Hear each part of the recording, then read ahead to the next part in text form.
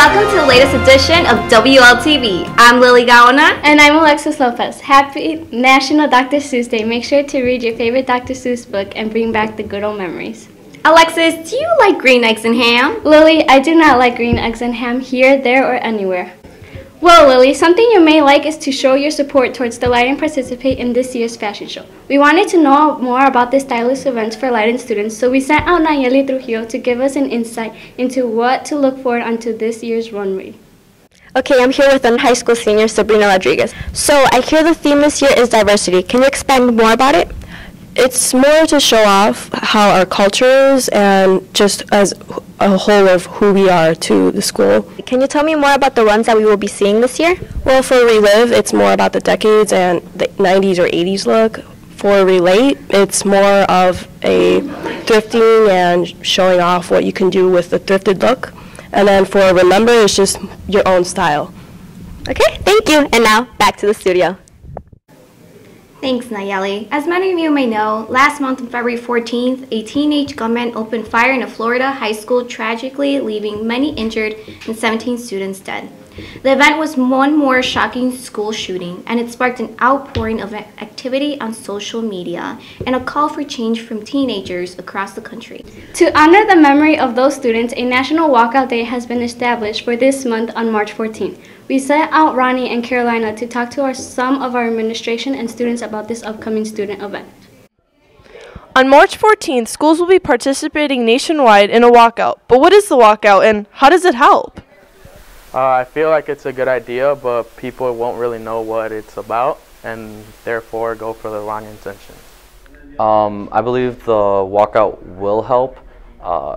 Like our congressmen, they need to understand how the people feel. But me personally, I don't feel scared at the school because we have a police officer that's armed and he's here to protect us, and I believe in his ability. There has also been talk about selling a t-shirt in the Leyden High School to raise money for victims in Florida. Hey guys, I'm here with Anthony Mato to talk about the walkout that might happen on March 14th. So Anthony, what are your thoughts about a possible walkout or the alternative of purchasing a t-shirt that raises money for victims? Selling shirts to the victims, that's always a good, moral thing, but it's just not enough for the parents that lost their loved ones, it's just not enough. All right, that's one opinion. On to the next one. And now I'm with Sarah. What are your thoughts? I think that the idea of selling a shirt is a good idea, and I think it's really nice and would help out. But there comes a point where really the best answer is demonstrating and really actually doing something and taking action for what you believe in. And we've seen so many tragedies like this in the past couple years, so I think actually demonstrating is something we should definitely consider.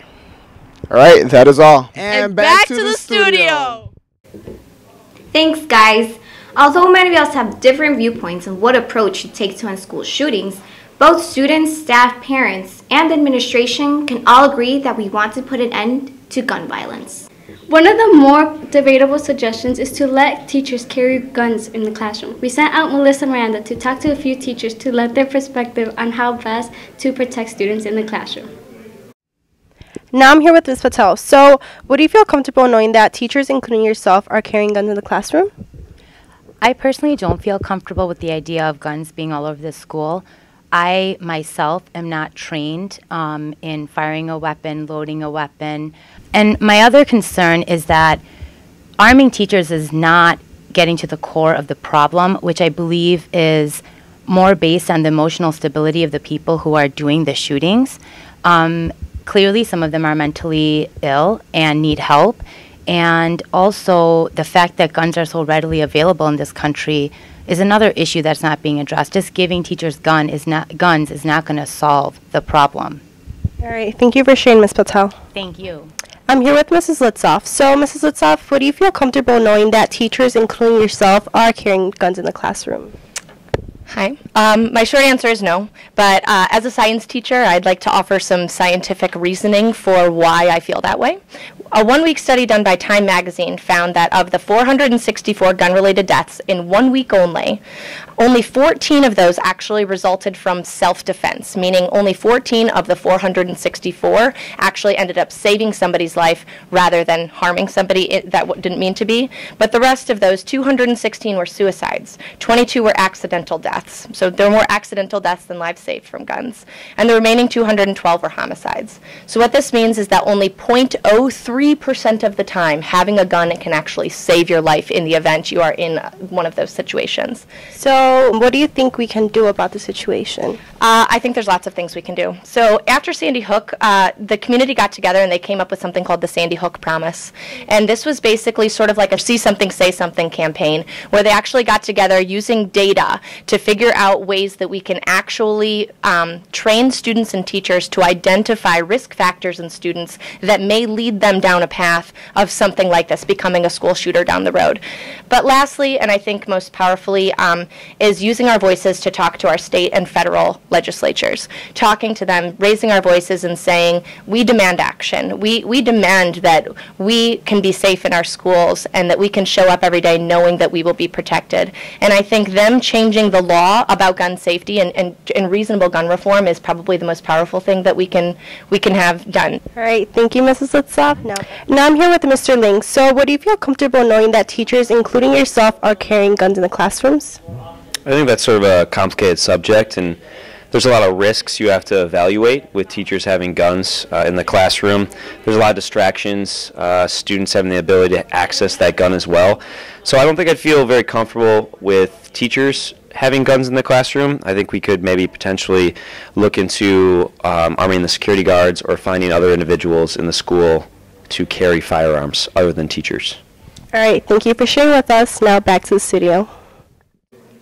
Thanks, Melissa. Alexis? Yes, Lily? Why did Grant Park and North Lake tear down their trees? Interesting question, Lily. Why don't we let Armando tell us a little bit more about this new and reconstructed project? Okay. Thanks, Alexis. Now, I'm here in North Lake at Grant Park, checking out the recent reconstruction of the creek on Wolf Road. WLTV came out here to check out why exactly it is that the recent construction took place, what was it for, and how it's going to impact the Leyden area. Now I'm here at Addison Creek with Mark Sersch, a consultant engineer for Christopher Berg Engineering.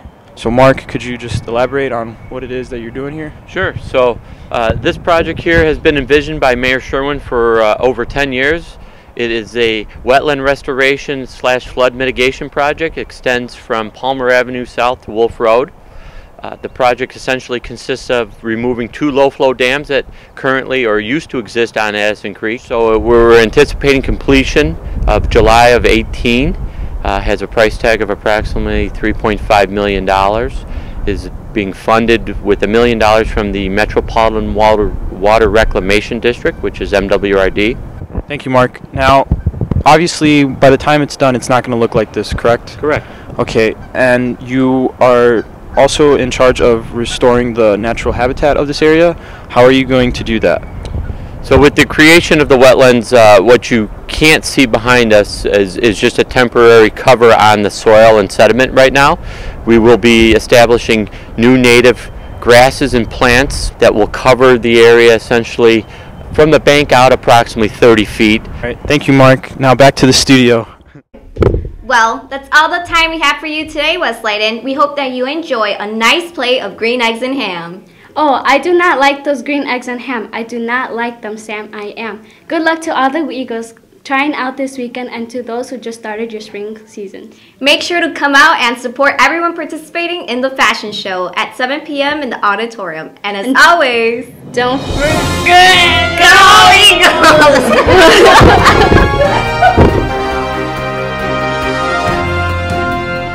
WLTV, I'm back. March 14th, we sent out Rolando and Carolina to tag. Oh, I know! Stop! Don't make a face. Thanks, Alexis.